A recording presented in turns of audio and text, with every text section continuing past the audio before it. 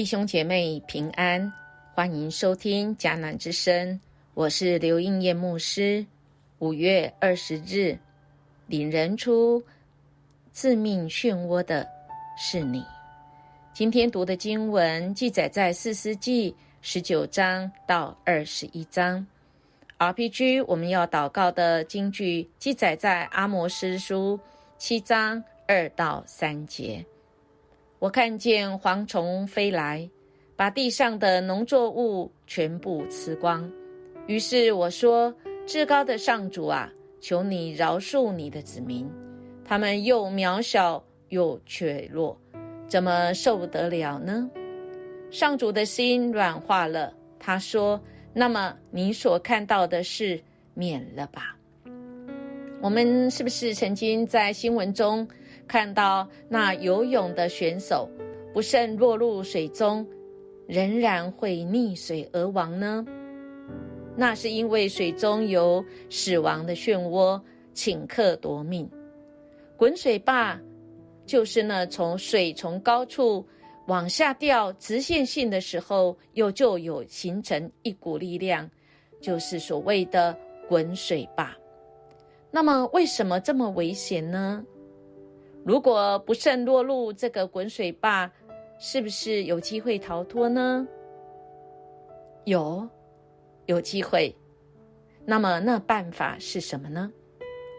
我们看到今天的经文是在士师记的最后这个阶段，我们看到很让人痛心，就是神的百姓原来是蒙福的，但因为自己任意妄为，以至于原来那美好按照神形象所造的样式，却是因为任意而行，失去了这美好的灵性，失去人性，甚至到了麻木不仁。我们看到19章，在犹大族的女子嫁给利未人当妾，而发生了一连串让人难过的事情。而我们看到，不管是男人是重情的，或者是女人也是重放情欲的。这段经文说明了当时候的女人也是随着那世代不只是在道德上在操守上，或者是在那世代的这个风俗，就是一个男人他因为放纵情欲，他可以不止娶一个妻，甚至很多的妾。因为人看这些已经不奇怪了，见怪不怪，人对道德已经麻木了。那么接下来发生的这个无情的事情，让人难过的事情，是在继续记载着这女子因着某些的原因，她离家了之后，而回到家中被自己的父亲款待，而经过了几天，男人也去接他的太太，而岳父热情的款待之后，发生的这样子的让人心痛的事情。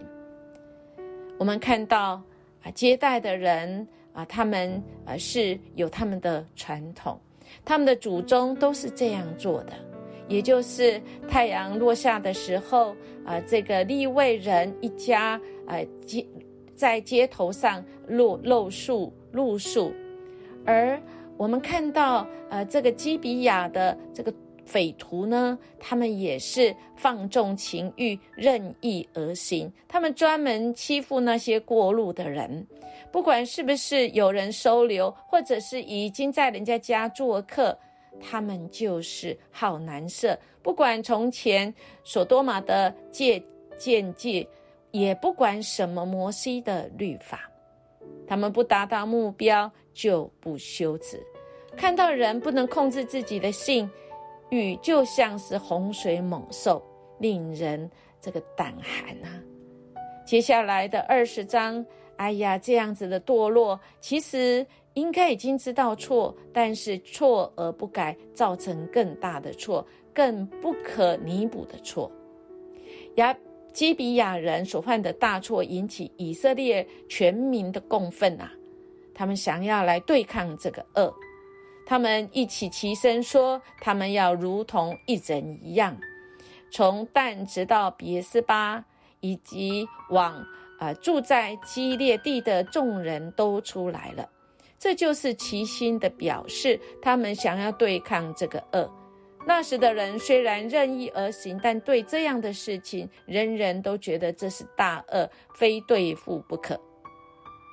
好像人性已经露出一点曙光，但我们看到接下来的发展呢，让人看了很可惜，因为他们知道错，但不是真正的改错，他们将错就错。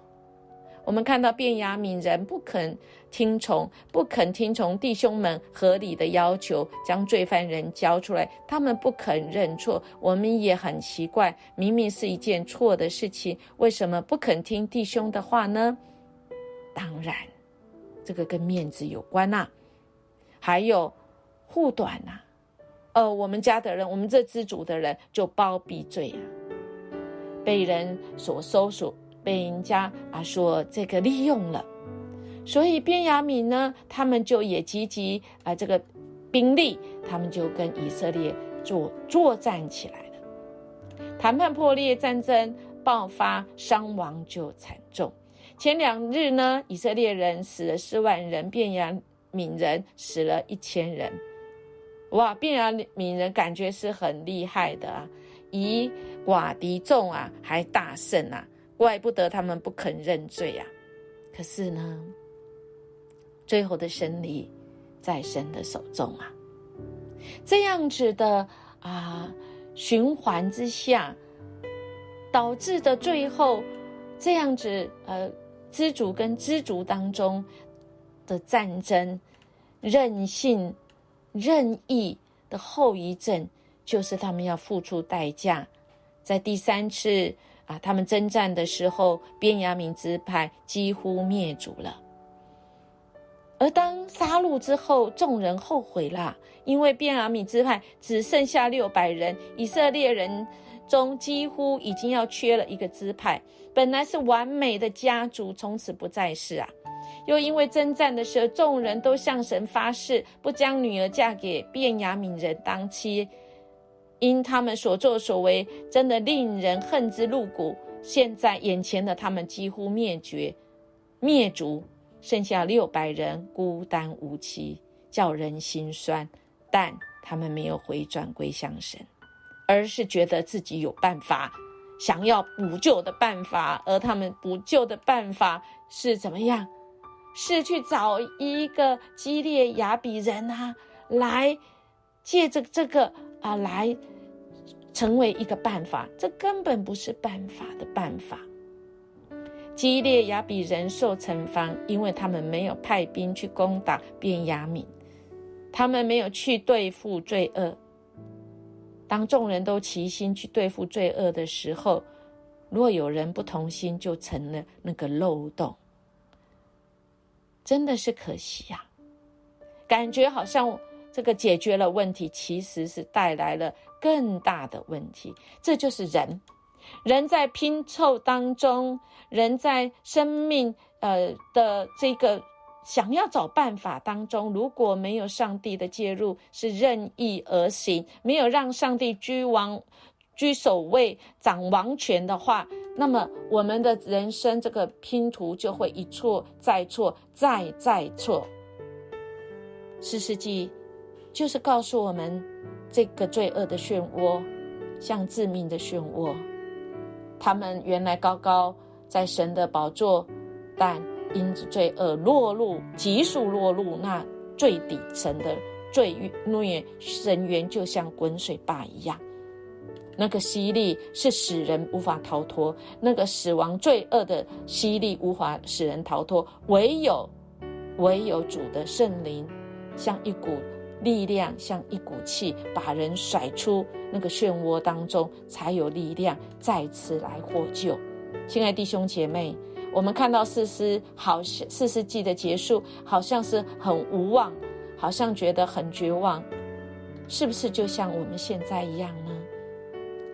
人生有些东西看来很是美好、美丽悦目，但却是陷阱，叫人万劫不复。就一念之差，就会铸成大错，难以弥补。我们对于罪应该坚持说不，不然就又陷在那个罪的漩涡当中，生命的拼图变得支离破碎。唯有主，唯有这位主可以帮助我们甩出这一个死亡的漩涡。我们的人生好像是一幅拼图，但如果愿意将它交在神手中，在主手中是有一个蓝图，让它来重新重组。所以好不好，我们来思想，我们何不在人生的这一个拼图中交托给神，不落入呢重复拼凑的漩涡，由他的蓝图来带领我们跳脱致命的滚水坝，活出属于我们自己独特的生命任务，与活出神给我们的生命意义呢？我们一起来祷告。阿爸天父，谢谢你知道我们此时的情况，我们可能在生命的拼图中，我们感觉重复犯同样的错，就像士师记那时候的人民一样，那个循环就是让人晕眩，让人不舒服，甚至想要放弃。但主，你没有放弃我们。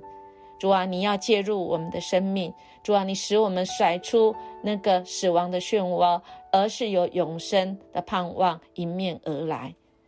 谢谢你让我们生命在拼凑当中，我们有主你在我们的当中。主啊，我们恳求你带领我们。主啊，带领我们在前面的道路上，有主你的拼图蓝图来带领，使我们活出那个生命的意义。谢谢主，我们这样祈求祷告，奉主耶稣基督的名求，阿们。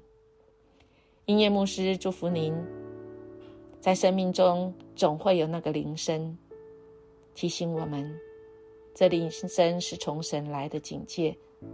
当这世界被死亡漩涡带走时，唯有圣灵可以带领我们甩出那个死亡的漩涡。愿我们今天开始，我们就活出主那个新的生命、新的力量跟新的盼望。我们下次见。